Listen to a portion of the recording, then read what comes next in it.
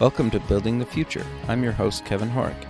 You can check out new episodes of the show every Tuesday and Thursday at 2 p.m.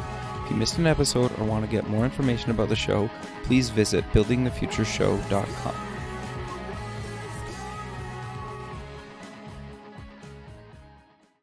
SoupX, the Startup Expo, North America's premier startup conference, is March 6th and 7th, 2017, in sunny Fort Lauderdale, Florida. Affordably priced, SoupX is a 2-day international conference featuring workshops, panels, speeches, a $50,000 startup competition, and over 100 exhibitors. For more information, go to sup-x.org. Welcome back to the show. Today we have Dillon Erb, co-founder at Paperspace. Dillon, welcome to the show. Hey, Kevin, how's it going? Yeah, I'm excited to have you on the show. I got lucky enough to get added to the beta, and I've been playing with your product for a few months now, and I'm excited to have you on the show. But before we maybe get into exactly what Paperspace is, let's get to know you a little bit better and start off with kind of where you grew up. Yeah, great. So I actually grew up in Detroit, Michigan. Okay. And then down in North Carolina. So I moved to Charlotte for undergrad. So I went to University of North Carolina for undergrad, and then actually made my way back up to Michigan for grad school at University of Michigan, where I studied architecture. So between North Carolina and Detroit are kind of my two homes.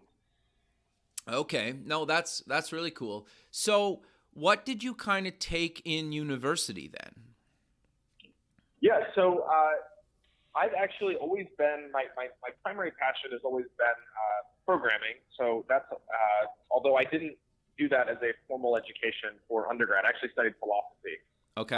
And then I took a little time off, and then I decided I really wanted to apply this, take programming more seriously. And at the time, I started getting really interested in, kind of areas where programmers were working that weren't maybe directly computer science. And actually, I ended up getting exposed to a couple of people that were doing some really interesting work in the building architecture world. So I kind of jumped all over the map, but the central thread has been programming. So I took some time off. I worked doing some kind of freelance web design.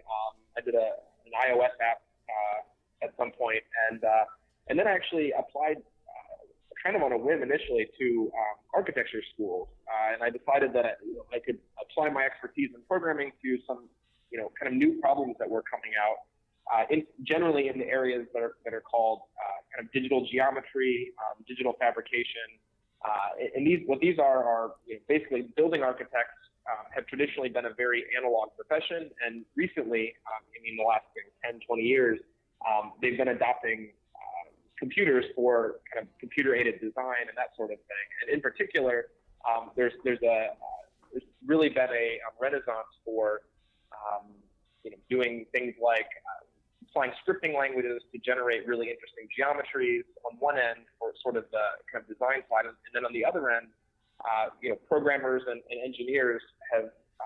There's been a lot of work with building simulation work. So what that means is you're simulating a building and seeing how it performs under stress, or maybe an earthquake, or maybe structural properties. And a lot of these tools are still just getting really creative. Sure. No, that makes a lot of sense. So at what point did you kind of decide to found Paperspace? Yeah, so I actually started the company with one of my a friend who was in graduate school at the University of Michigan with me. He was also doing architecture. Okay. And his name's Daniel Cobran, and he and I we bonded very much over a lot of these really hard technological problems that were facing the discipline of architecture. He was working in an area called BIM, or Building Information Modeling, which is very generally the idea that you can have a single digital model that holds an entire building that the plumbers work on, the fabricators, the contractors, and everyone has a single digital model. So he was working on a lot of building information modeling, and at that time I was actually working for a researcher in the architecture engineering space that was doing a structural simulation problem. So anyway, our background was in building architecture, but really we were doing a lot of technology problems. And at the time, we started talking a lot about, we both had computer problems, weirdly enough. I mean, everyone has their own form of computer problems. Sure. But ours were that, we didn't have access to enough computing power. And so I had just purchased a new computer. I think it was like $5,500, which was quite expensive. It was very hard to get the funding for it. And, that was to run some of the software I was building. Sure. And he was having the same issue at a firm that he was doing some technical advising for. So, very long story short, we started looking into like, hey, how do you fire up lots of computers on demand? And, what we were introduced to was Amazon Web Services, which Sure. is it's kind of taken over in a lot of this space for really inexpensive, for computing power, relatively on-demand computing power. So we started by, looking into like, hey, we can maybe fire up computers in the cloud somehow, and what does that mean? And what we realized was that, the technology was getting there, and there's, really amazing things happening in the cloud computing space, but largely that's been, inaccessible to everyone who doesn't have a really strong technical background. So initially, Paperspace started off as, let's wrap this really amazing technology and make it really easy so that anyone can fire up a cloud computer. And in particular, not just a command line computer, which developers use and scientists use, but actually a desktop computer. So we wanted to run a full desktop computer in the cloud. And we thought if we could do that and make it infinitely scalable and super easy to use, then we would open up a whole new class of computers for people to use for all sorts of things. Everything from designers like the architects that we work with to engineers to even today we work with everyone from genomics researchers to financial services. Sure. So that was kind of the beginning of Paperspace. Okay, so the one thing I'm curious about, did you know your co-founder before school, or you guys met in school? Yeah, we actually met in school. Okay. And we had worked on a couple of projects together, actually dealing with robotic fabrication, oddly enough. And so we ended up just talking a lot about how, what the problems were facing architects and sort of their access to computer technology, and really the fact that we had to all buy very expensive computers and how they went out of date every few years. And we thought, surely this problem is solved. Why are we still buying clunky desktop computers that have speedometers on them? And they're kind of funny artifacts that we have underneath our desk. Sure. And so we were like, yeah, let's see, how do we replace these things? What would that look like? And what is the experience like of running a computer in the cloud? And a lot of these things, we're not doing design work right now necessarily, but I think a lot of the problems that we were working with in architecture and sort of, we were really good users of this technology that really prepared us for kind of taking this problem on from a different perspective. So we're very technical. I'm a programmer. Dan's not a programmer, but he is a very technical person. But I think the fact that we approached this as someone, as people who had a problem that needed to be solved, and we thought, well, what's the generalized case here? Like, what are problems other people have with computers? And when we started looking, digging deeper, we were like, wow, this is actually, it's kind of incredible what computers are sold to everyone for every use case. And in particular, we're talking about desktop computers here. And yet it's a very archaic technology. Totally. It's odd that you have to buy a new big box that, heats up your room and takes up a lot of space. It has to be replaced every few years. And, if you run out of space on it, you have to go out and buy a new hard drive and things like that. We thought that there was a huge opportunity to design a new experience around what that type of computing would look like. Yeah, no, I totally agree. And I think what you guys are doing is really cool. And, like I said, I've been playing with it for a while now. So, but for the listener, okay, like you've solved this problem, but what exactly is kind of Paperspace, and like what, I obviously I know what it is, but how do you describe it to people? Like, I know you're basically giving them a computer in the cloud, but what exactly is Paperspace? Yeah, so at the very base level, Paperspace is a desktop computer that lives in the cloud, but you can actually access it through any web browser. So what that means is you go to our website, paperspace.com, you create an account, and within just a few minutes, you can fire up a a new machine, and these machines are right now we only do Windows machines, although Linux is coming soon. Okay. We do Windows machines. You click create, and then a few minutes later, a full screen Windows desktop computer kind of takes over your screen on your computer. So a lot of the work that we've done is in actually what's called video streaming technology, kind of latency problems to make sure that that computer that really is living in a data center feels really native to you, and so that it feels like it's a computer right in front of you. That's one side of it, and then the other side is then the experience around it. So a really cool thing about a virtual computer, which is what Paperspace is that you can kind of change the specs on the fly. So you can add more hard drive, you can change the processors, you can add a bigger, faster GPU, and all of that can happen relatively seamlessly compared to the kind of physical counterpart that we are replacing. Sure. No, I think that makes a lot of sense. And you guys also have a Mac app as well. And you have a Windows app, correct? Yep, correct. Yeah. So most of what we do, I mean, our vision for this is that everything will happen in the web at some point, and the web is sort of the underlying piece. And that's actually one of the big differentiators when we started this was there are other companies, and usually they're kind of primarily focused on the enterprise space that do desktop virtualization, or the kind of technical term for it is VDI, or virtual desktop infrastructure. But those are really built. These companies were built, in the era that was kind of pre-web, and before you could assume that all devices would be connected and you would have good internet, and it would be reliable and that sort of thing. So we built everything from the web, and what that means is the client application is actually an HTML5 JavaScript application that lives in the web browser. So ignoring the technical part, it just means that you can go up to any computer and log in, and then there's your desktop in the cloud.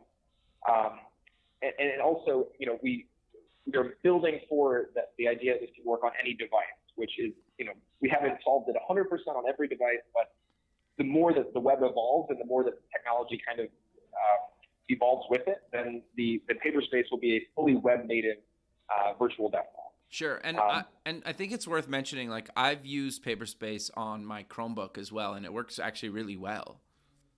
Yeah, so that's the kind of future that we see, and there are a lot of possible futures for computing because it is such a big class of products. But generally our view here is that any device can be a portal into your desktop in the cloud. So sure. There are many people can use just an iPhone as their primary computer or an iPad, and that's totally fine. Our primary consumer is someone who needs a little bit more power. So if you go into the architecture industry or the engineering industry, you won't see Chromebooks that are just using vanilla Chromebook just yet, because you really need a full desktop operating. Yeah. And so what we see, Paperspace right now is kind of bridging those two worlds, which is you need a lot of power because you're running, say, an application that requires a lot of just computing power. Maybe that's Excel and you're doing a lot of work with it, or Tableau is one that we work with a lot. 3D modeling is another big one. Yeah. But you want to be able to access it from anywhere. So Chromebook we actually recommend a lot of Chromebooks, and we use them here because they're, in a weird way, it's like the computer itself, the hardware becomes sort of dispensable, and the real thing lives in the cloud, and it's always backed up, it's redundant, and you never have to buy another one. That's the cool thing about it. Yeah, no, that's fair. And I think the thing is, too, that at least my big pain point that you guys have kind of solved for me is I have to do some video editing sometime, or sometimes my Photoshop files get really big. And like I have a MacBook Pro, and kind of the top of the line one, and I'm always running out of storage space or computing power. And you figure for spending, $3,000 or more on a computer, you'd be able to do some I consider it like pretty basic video editing. Like I only using a couple gig files, and some of the Photoshop files are just hundreds of megs, and sometimes the Mac just chokes, right? And totally, yeah. I think exactly that's a big use. I mean, we're in the same position. We end up doing a lot of Photoshop files that don't work on the laptops that have been designed to be. Well, the MacBook Pro is a high level one, but we use a lot of sort of the MacBook Air or the really thin Lenovo's that are built for lots of battery, for being super super light, and they're really not built to be, workstation computers, which a lot of people still need for at least a little bit of time for, what their use case is. Sure. So I'm curious then to know kind of other use cases for Paperspace. We kind of talked about work, but you guys are also supporting, well, it's basically like full Windows in the cloud. So you guys are supporting, obviously anything you can basically do on Windows, correct? Yeah, absolutely. It's funny because just like a desktop computer, there are really a million use cases, and Sure. every day there's someone asking us to, about they're running some application I never would have thought of. Gaming is a big one also. We're doing a lot of work right now in the gaming space, and actually, that's an area where we're getting more interest. And if you can run a full desktop computer, obviously people will try to run Steam and that sort of thing. Yeah. And it's pretty cool when you run a The Witcher 3 on a Chromebook, because that's just not something that which is a popular very intensive video game that normally would not run even on a fancy computer that you have, just running on a Chromebook. So it's a nice tech demo that we give, and also we're pretty agnostic as to what application you're running. We think of ourselves as a computer company that sells a computer that just happens to live in the cloud instead of under your desk. Right. So you mentioned you guys are going to be adding Linux soon. Do you kind of have a rough release date for that, or like by the end of the year? You don't know yet? So definitely by the end of the year. We have a version that we've been testing with a lot of people. Okay. Our core competency has been has really been Windows, because that's where a lot of the really high-end applications they still live. Sure. Are in the Windows space. The cool thing about virtualization is that we can run almost any operating system. It's more of which one, if we're going to do it, we want to make sure that that we do it right, and that it feels really good, and it actually, it has the polish to it that we would be happy to release it. So I don't have an immediate release date for it, but it's definitely the next big thing that we've been working on, and we're, we are super excited on what that's going to look like as well. Sure. And then I guess you probably get asked this all the time, but will you ever be able to do Mac OS? Mac is super interesting. The kind of honest answer is we haven't had, the demand. So Macs are obviously a big part of the computing market, but that part of it actually hasn't overlapped a lot with what we do. We thought it would be a much bigger part. Okay. But really, most of the companies that we work with and individuals are looking for Windows. Okay. So, it's one of those things that if the demand were there, it's definitely something we would, put more resources into. There are some, technically, it's not a very hard thing to do. There are some weird licensing things that make it a little bit difficult with how you do it, but certainly not insurmountable. So we'll see. I mean, Sure. Right now, the Windows product is the primary one that works great. We will do Linux next, and stay tuned. I don't have any official answer, but certainly a possibility. Sure. I guess it's like my curiosity really lies in, I don't even know if Apple would even let you do that, right? Because it's not running on their hardware. Like, I don't know, right? Yeah, it's a very, there are actually hosting companies that do Mac in the cloud. A lot of the image processing applications actually need Mac OS. Oh, okay. I don't know if it would be a desktop. I don't know. It's an interesting problem, but I do think that kind of the general problem that we're solving, which is like, how do you just access this thing, and what is that experience like? I mean, our vision for accessing a computer in the cloud is that when you walk up to a terminal, that it just sort of materializes your desktop, and then when you walk away, it fades out. I mean, that's the level of sort of elegance that we want to exist. And right now, that happens to be a Windows product that we sell to, primarily Windows shops that do, everything from genomics. Like I said, we have a really interesting customer who's doing a lot of like simulation work in the genomic space, to financial services where they do modeling, they do Sure. Lots of things I probably don't even know what it is that they're using the machines for. So it's interesting. I mean, we try to be as generic as possible, because that's how we see the company. It's like, hey, we're doing a computer.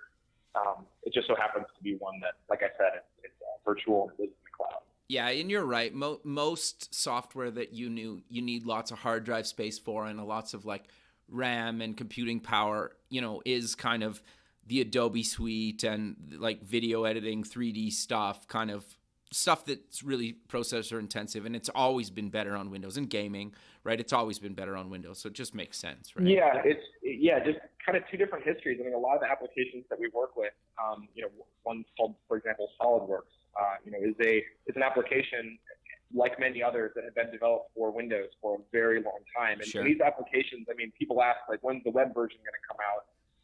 I do think that the long-term future of the web is really interesting for high-end applications, but the reality is right now, no one has solved for kind of the Chrome OS version of these things because it's a very hard problem, and we're very new, we're very early on to the kind of web OS world. So Paperspace, the way we see it now, is like it's a bridge between.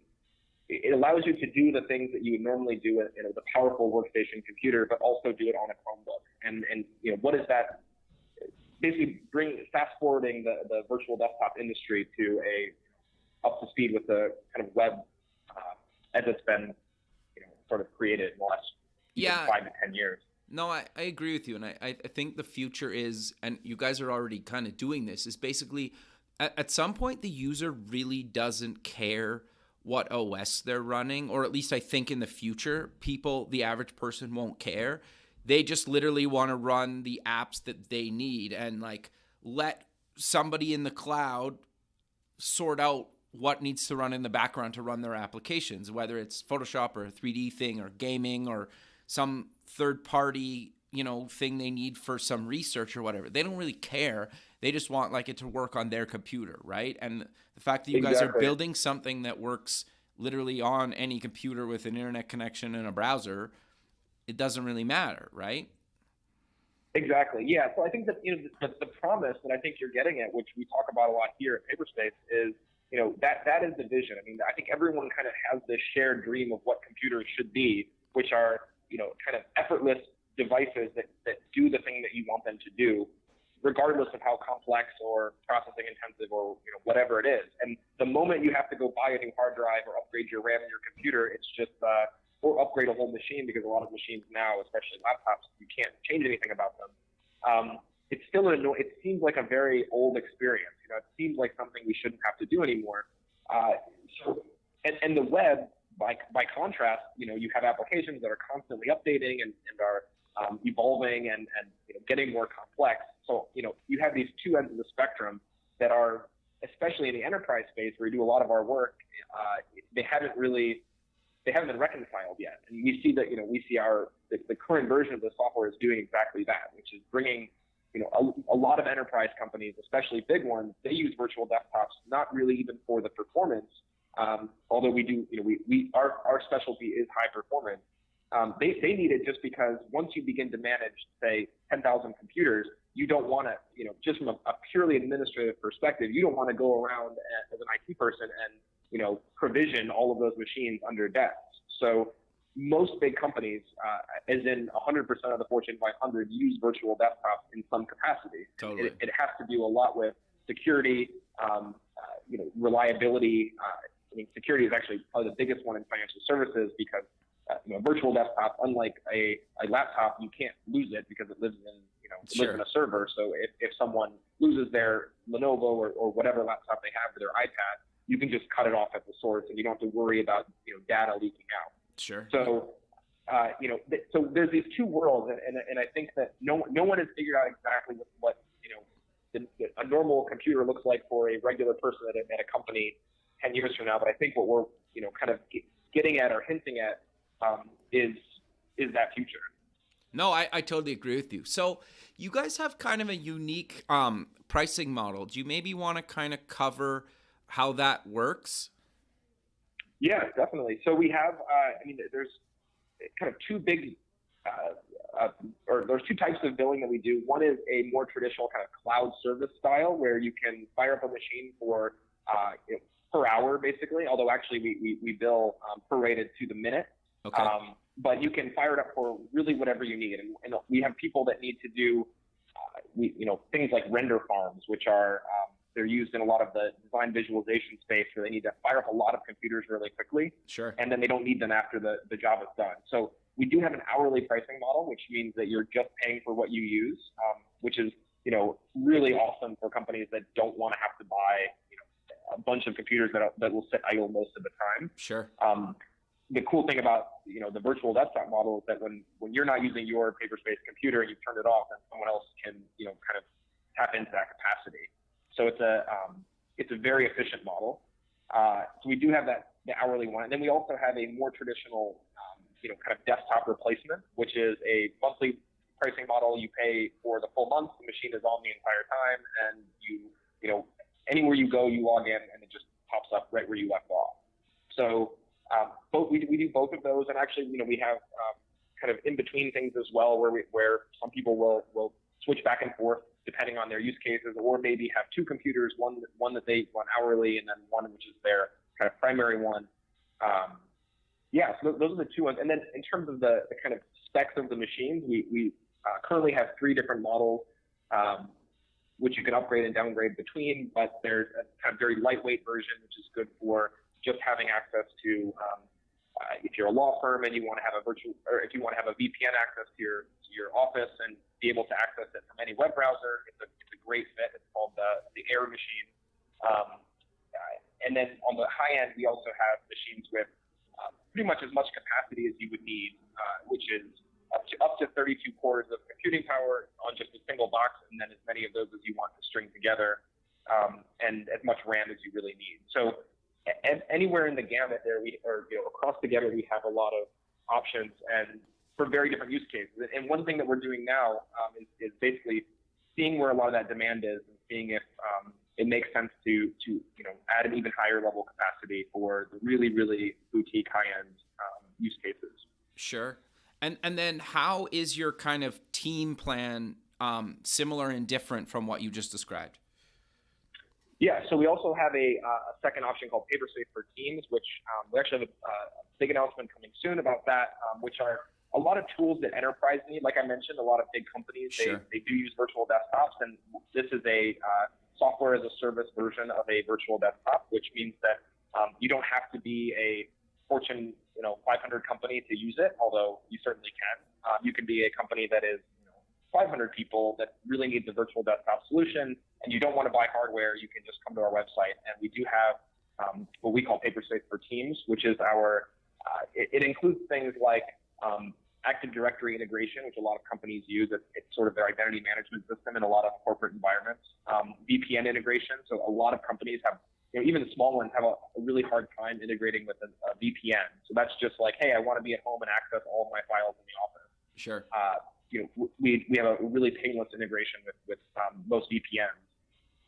And then also things like user management, snapshots, templates, alerting for when things look, maybe there's suspicious activity or you want to terminate an account, things like that. More tools that are designed for an IT administrator to actually onboard an entire virtual desktop environment. Sure. No, I think that's awesome. So I know like you probably don't want to give away too much stuff, and we've kind of covered this throughout the show a little bit, but is there anything else that you kind of want to mention where you see kind of Paperspace going either by the end of the year or within the next year or two?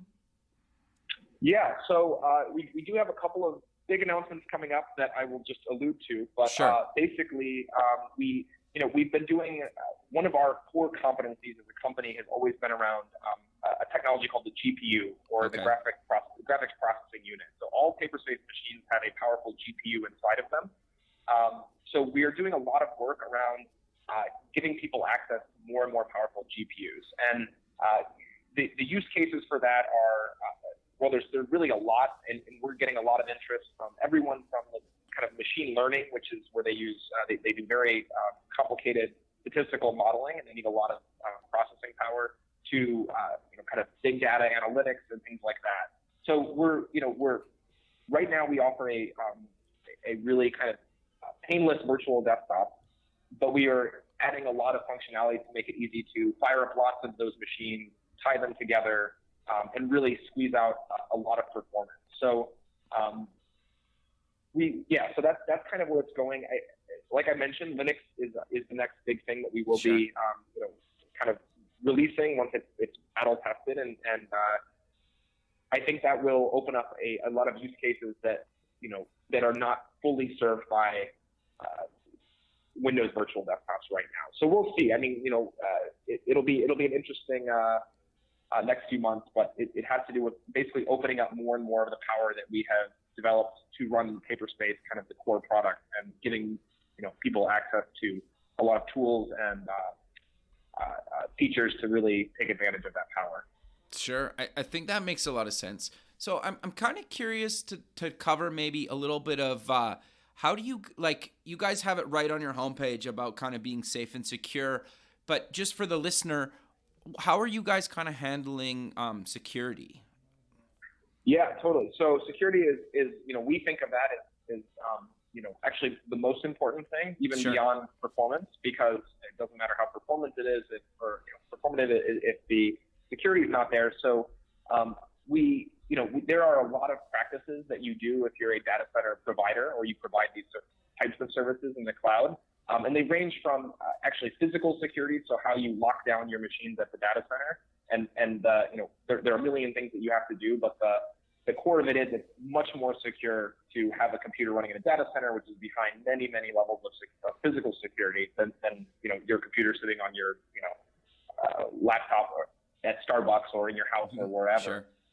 And then from the actual virtual machine to the client, which is you connecting to it, there's a lot that we do with encryption to make sure that effectively we don't know what's going on in the machine. Like I kind of alluded to earlier, there are many people using Paperspace, and I don't know, and I don't want to know what they're doing, because we see this as if Dell were to ship you a computer and say, hey, here it is, do whatever you want. So we are working very hard to be an absolute zero knowledge kind of platform where we don't know anything about the internals of the VM. It's an interesting technical problem, because a lot of what we also do is we want to make sure that the machines are running at all times, and we've had to develop some really interesting kind of technical solutions to. We have no idea what's going on in your machine, but we guarantee that it's running really well, which is kind of that's tricky. It's kind of hard to. Yeah, so we've bumped into every one of those types of problems, but we're a team of hardcore developers based here in New York City that really geek out on these types of problems, and security is the absolute most important part about Paperspace, and that's really where we have and continue to develop or devote an enormous amount of resources. Sure. No, that makes a lot of sense. So I guess, like, how do you guys kind of handle, like, and I get, without getting a little bit too technical, but like, is it up to me, I guess, as the user of Paperspace to worry about kind of viruses and kind of any of the adware kind of stuff, or how do you guys kind of handle that? Yeah, so that's a great question. It is basically just like buying a new computer yourself, in the sense that whatever's happening internally, you have to kind of follow security best practices. If you install an antivirus piece of software, an anti-malware, then that's on you. But one of the nice benefits is that we do run Paperspace is really it's locked down in more ways than a traditional computer is even locked down. Meaning, you can't get to it through any way except for you can't even get to the virtual machine without going through a secondary authentication process, an authorization process, which is going through our the web interface through the application, the API. But effectively, what that means is that a lot of things that normally computers might be susceptible to are non-issues, because you're behind a very powerful proxy and a very private network that's totally devoted to you, and only you can have access to it. So we do recommend best practices, like, hey, if don't open up emails that it is still possible to download a virus and that sort of thing. Sure. But we do everything we can, if at all possible, from the outside to get rid of any of that stuff. Got you. Okay. And then I guess it's just like any other machine. Like, I'm expected to back up my own data, whether it's through Dropbox or Google Drive or whatever. Yeah. So one thing we do, we actually do have we offer a thing called templates and snapshots, so that you can actually, through our interface, click a button and it'll take a backup of the machine. But we still, as best practice, it's always good to have your Dropbox and Google Drive and everything else there. But really, we are redundant. We are backed up at our data center, and we feel very safe with data that's put on the Paperspace. Got you. Okay.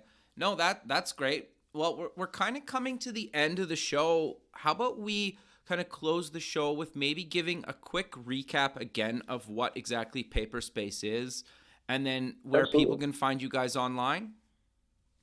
Yeah. So Paperspace is a full desktop computer that lives in the cloud, and you can access it through any web browser. It's super fast, so you can do things like gaming or anything else you might do with a regular computer. You can find us at paperspace.com. We also do have tools for teams as well as individuals. So if you are a company that may use virtual desktops or be interested in how this technology can solve problems that you guys might have, we have a lot of tools that make it very easy to get started and move your aging computer infrastructure into the cloud. Perfect. Well, Dillon, I really appreciate you taking the time out of your busy day to be on the show. I look forward to keeping in touch with you, and I look forward to keep using Paperspace. And, maybe we'll have you guys on again, maybe later in the year or early next year to talk about kind of where you've kind of gone in the last 6 months. Absolutely. Yeah, we're looking forward to it. Thanks for having me. Great, man. Well, we'll talk soon, and have a good rest of your day. Perfect. Take care. Bye.